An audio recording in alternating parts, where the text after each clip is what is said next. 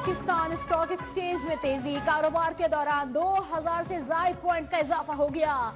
एक मौके पर 100 इंडेक्स 1,10,950 पॉइंट्स पर जा पहुंचा।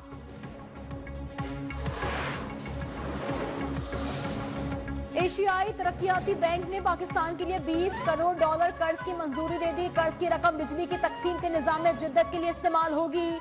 तकसीम कर कंपनीज की पायदार बिजली फराहम करने की इस्तेदाद में इजाफा होगा। एलामिये में कहा गया कि इब्तदाई मरहले में 3 बिजली की तकसीम कर कंपनीज को ताउन फराहम किया जाएगा। लेस्को, मैपको और सेपको अपने रेंजेस में पायदार तवानाई के लिए मौसर किरदार अदा करेंगे।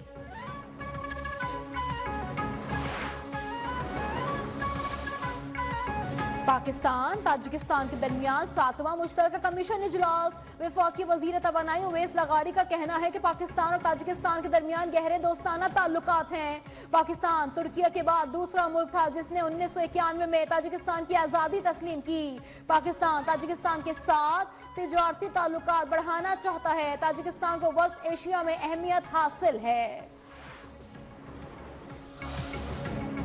वजीर आला मरियम नवाज का दौरा चीन, शंघाई में मसरूफियात। शंघाई बेस्ड कंपनीज को पंजाब के स्पेशल इकोनॉमिक जोन्स में सरमायाकारी की दावत।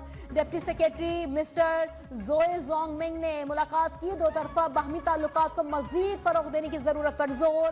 मिस्टर जोए जोंगमिंग का पंजाब और शंघाई के दरमियान मुआशी ताल्लुकात को मजीद मुस्तहकम करने के अज़म का इजहार।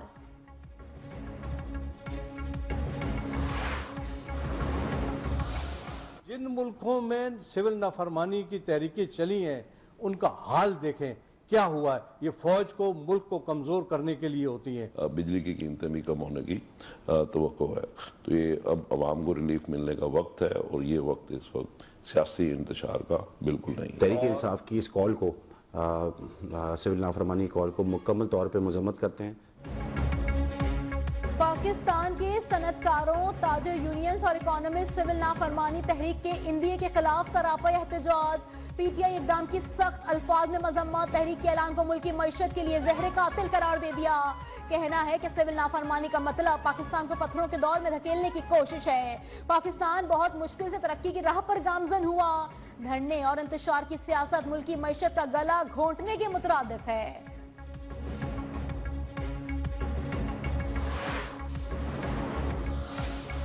वजीर दाखिला मोहसिन नकवी का F8 एक्सचेंज चौक इंटरचेंज और सरीना चौक इंटरचेंज प्रोजेक्ट्स का दौरा। दोनों मेगा प्रोजेक्ट्स पर तामीराती कामों पर पेशरफ्त का जायजा।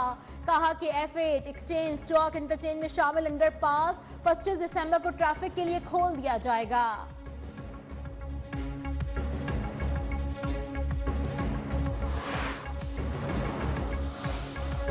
मदारिस की रजिस्ट्रेशन का मामला। जमीयत उलमा इस्लाम का स्पीकर कौमी असम्बली को खत। मौलाना फजलुर रहमान के कानूनी मुशीर सेनेटर कामरान मुर्तजा ने खत लिखा।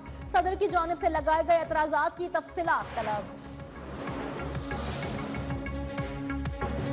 बांग्लादेश बनाने वाले अयूब खान के रिश्तेदार सूबाइयत का कार्ड खेल रहे हैं। चैलेंज है कि सिविल नाफरमानी की कॉल पर स्टैंड लिया जाए। वजीर दिफा ख्वाजा आसिफ का कहना है उन्होंने पहले भी 3 हमले किए, अब भी सिविल नाफरमानी की कॉल नाकाम होगी। पीटीआई ने 12 कारकुनान की शहादत का जिक्र किया लेकिन किसी के वर्सा सामने नहीं आए। बुशरा बीबी का बयान मौजूद है कि सब छोड़कर भाग गए। वजीर आला केपी के गार्ड्स ने अपने लोगों पर फायरिंग की।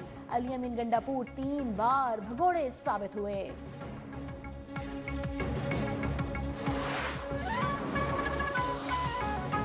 इलेक्शन कमीशन का अहम इजलास आज दोबारा तलब।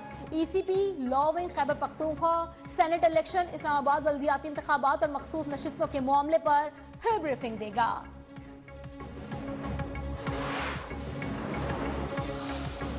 मुल्क के बेशतर इलाकों में आज मौसम सर्द और खुश्क रहने का इम्कान। बालाई इलाकों में बाज़ मकामात पर हल्की बारिश और बर्फबारी मुतवक्के। महकमे मौसमियात के मुताबिक खैबर पख्तूनख्वा के मैदानी इलाकों में और खित्ता पोठोहार में कहर पड़ने का भी इम्कान है।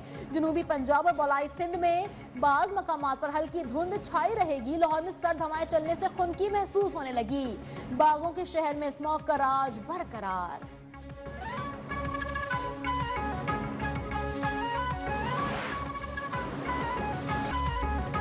शाम में मौजूद 250 पाकिस्तानी ज़ायरीन में से 79 बैरूत पहुंच चुके हैं। जल्द वतन वापस लाया जाएगा। वफाकी काबीना इजलास में वजीर आजम शहबाज शरीफ को ब्रीफिंग। काबीना ने 8 मजीद IPPs के टैरिफ रिव्यू की मंजूरी दे दी। वजीर आजम का कहना था हुकूमत बिजली कीमतों में कमी के लिए हर मुमकिन इकदाम उठा रही है। मुल्क में निजी शोबे और सनतों का फरोग हुकूमत की अव्वलीन तरजीह है।